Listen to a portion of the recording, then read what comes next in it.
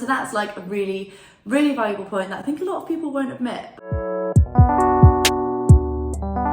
Okay, right, we've got the goods and we're ready to go. Okay guys, welcome back to my channel. I hope you're all doing well. Today's video is all about 4 life lessons that I learned from 4 years at Cambridge University. If you're new here, my name is Abby and I studied at Cambridge for 4 years doing chemical engineering, and I now work in London as a consultant. Welcome to my channel. Over here we make productivity, corporate lifestyle, and sometimes when I go on holiday, travel videos. Okay, let's get straight into it. So when I started uni, I was like, what was I, 18? I was 18 and I was like pretty naive, kind of like unaware of most things in life, to be honest. All I really knew was like the things around me, and there's just so many things I wish I'd got into uni knowing and like being aware of and being prepared for. And I obviously have now come out of uni knowing all of these things. So I'm going to share with you the 4 most valuable lessons that I learned at university. We can all take them into our next stage of life together. Whether you're starting university or you finished or whatever you're up to, I really hope that they help. Okay, the first life lesson that I just think everybody should live by and like really acknowledge is you are what you say that you are. And everybody says this line, but nobody believes or understands it as much as they should. So let's go back to uni. I'm in 2nd year uni and you know, it's tough. Like chemical engineering at Cambridge is no joke. I sit at my desk and the first things out of my mouth are, I can't do this. All the time, I always said it. I genuinely didn't think I could do anything. I thought everybody here is insanely clever. I am just like an ordinary girl. Like I can't do this stuff. And I sit down and be like, I can't do this. And it's like, Abby, did you even give yourself the opportunity to try? Absolutely not. Do you know why? Because you are what you say you are. I said I couldn't do it. I couldn't do it. I said I'm not good enough. It wasn't good enough. So what's interesting here is our brains actually work in a very clever way. They're very, very clever things. And when you tell yourself you can't do something, your brain goes, okay, cool. Right, we don't need a solution for that then. I'll go back to bed or I'll carry on with something else. It doesn't provide you a solution. So you sit there, you can't do it. You tell your brain you are something, your brain goes, yep, I'm going to agree with you. It wants to always find the easiest route, and that's it. You'll believe that that's what you are. However, if you sit down and go, I can do this. I don't care what it's going to take. I can do this. I will do this.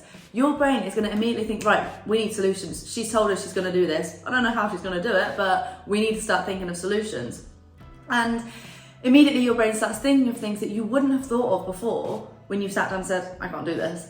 And this happens in so many situations in your life. You know, I don't look nice today. Your brain will agree with you. Yeah, you know, your hair's looking a bit weird actually, your clothes don't match.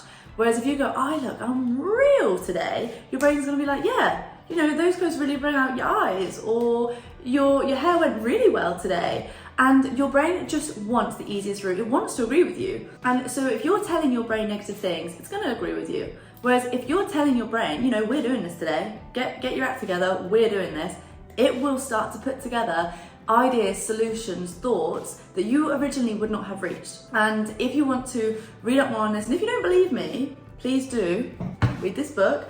It's not the only book out there that talks about this. So many books talk about this, but this is one that I'm reading at the moment that I just absolutely love to discuss this. So yeah, you are what you say you are, particularly at university. If you walk into university and think that you're not good enough, you will not be good enough. Okay, the next life lesson that I learned at university is one that I think a lot of people learn but don't like to admit, and it is don't underestimate the value of self-awareness. What I mean with self-awareness is take a step back and think, are you thinking what you're thinking because it's what you've always known? Or are you thinking what you're thinking because you genuinely believe it after taking account of everybody else's situation, views, just taking everything into account?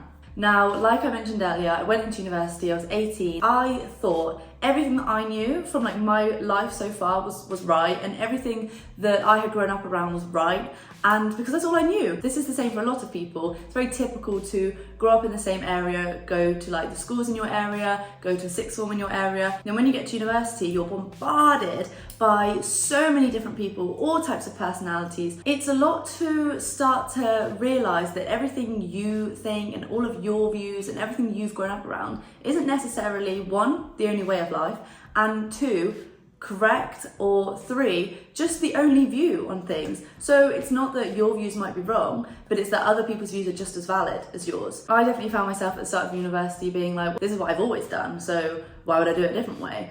And actually coming out of university 4 years later, being surrounded by so many different people, learning so many new things, oh my gosh, I don't want to be always right. Being always right is boring, because if I'm always right, then what am I doing? Why am I here? Because I know everything. I may as well just, head to bed. So learning new things from different people, different types of people, different personalities is honestly such a privilege, because you then also set yourself up to be better in new situations because you're aware of all these personalities. You know, like how other people work, how other people view things.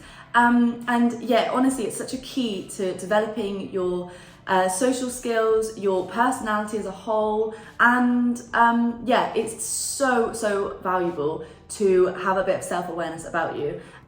And another little point with this, which I also think is so valuable, is reduce the judgment you have on yourself. So I definitely went into university I held myself to very high standards of, you have to be like good at this, you have to work hard, and I judged myself a lot for anything I didn't do that was like perfect. And I judged myself for so many things. And with this judgment in myself, I started to judge other people. Like the judgment you have on other people is usually a reflection on yourself anyway. And the more judgment I had on myself, the more I reflected judgment to others. And coming out of university and just going through the stages of life, I definitely learned to, 1, hold less judgment towards myself. And in doing so, it's dramatically reduced any judgment I hold towards others. And obviously I'm not perfect, nobody is. It just gives you so much more understanding, and it's just so much nicer to not hold yourself and others accountable to such high standards 24/7, and just be like, you do your thing your way, makes you happy. I do it my way, it makes me happy. We don't need to discuss this further. So that's like a really valuable point that I think a lot of people won't admit, but I hope you can relate and see the value in that. Okay, next one, which I love this one, and you'll have heard this one before. Growth comes from uncomfortable situations. So it's so typical to want to stay in your comfort zone. Like, it's comfy there, we like it there. But that isn't where growth happens. And if you stay there your whole life, you're not going to change very much. And likelihood the scenario that you're in is not going to change very much either. So this is our comfort zone right here. And these are all the amazing things that happen outside of it that we don't know about because we've not gone outside of our comfort zone. So we could live life in here and it could be great, but we grow from experience, we grow from new people. And if you just stay in this little circle, you're never going to experience all the things that happen out of here. Put yourself into situations where you meet new people, sign up to new things, new activities, learn a new skill. And you need to find and look for these. These things don't just land on your lap. Sometimes they do, that's great, but go and find things to make yourself uncomfortable. Go and do something that you think, oh, that's going to be a bit scary. Go and do it. And a really great little passage on this that I'm going to share with you is from my book that I've already mentioned. And this just basically highlights exactly why you need to be making yourself uncomfortable. So the book says, the old, it's only in your mind treatment presumes fear doesn't really exist, but it does. Fear is real. Fear is success enemy number 1. Fear stops people from capitalizing on opportunity. Fear wears down physical vitality. Fear actually makes people sick, causes organic difficulties, shortens life. Fear closes your mouth when you want to speak. Truly, fear is a powerful force, and one way or another, fear prevents people from getting what they want in life.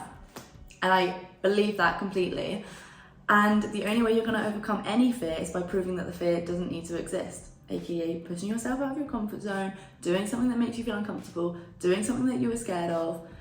And that's how we become new people, and that's how we develop, and that is where the success is. It's on the other side of those scary things, not right where we are right now, because otherwise we'd be on a beach somewhere being ridiculously successful living life. Maybe you are, and if you are, that's great. I hope to see you soon. Okay, I hope I'm not speaking too fast. I say this in every video. I talk so fast all the time, but you know what? It's just me. Maybe you'll just get used to it. Point number 4, life lesson number 4 is nothing tops your mental and physical health. Now, particularly at like such a rigorous university such as Cambridge, my mental and physical health were very often put on the back burner. It would be like, get this work done, get these questions done, you're not performing well enough, you've like not done well enough in this exam. Just constantly things like tearing myself down, all-nighters, too much work. it was pretty rough times at points. And I look back and think, do you know what?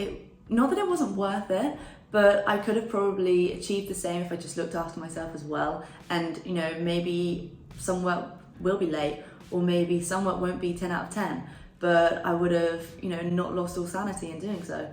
So something I definitely will carry forward in the rest of my life is no situation is worth the like continuous mental strain or continuous deterioration of physical health over a long period of time. Obviously, if you've got like something really important happening in your life, you could maybe like, you can push yourself to your limit, but know your limit. You can't go months not looking after yourself, not checking in with your mental health, checking in with your physical health, because it will just spiral, and yeah, it's tough to come back from. So that is something I will definitely carry through as me now. I hope to work really hard in this life, and I hope to achieve great things, but trust me, if there gets to a point where I am falling apart at the seams, we're gonna have to pause and we're gonna have to assess that situation first. Yeah, so that is all of the 4 life lessons. Obviously there are so many more life lessons to learn in this life, and I can't wait to continue through life and just start to pick them all up and acknowledge so many things, because as I said earlier in the video, absolutely nobody is perfect. So there's always things to learn. And I just hope that these 4 lessons have really maybe ignited something in you, or kind of like reminded you of just some important points that I definitely think are worthwhile thinking about in life. I hope you did enjoy the video. I hope it has been helpful. And if you have any content requests or any more video requests that you want, please do comment them below. I read all of my comments, and so I will put into action anything you guys ask for and try to make it work. So yeah, if you did like the video, please do like and subscribe, and I shall see you next week. Bye. I just realised throughout that whole thing I didn't drink my tea. I went and made a whole cup of tea for this video and I didn't even touch it. What do I do? Oh well, maybe I have some tea and biscuits now.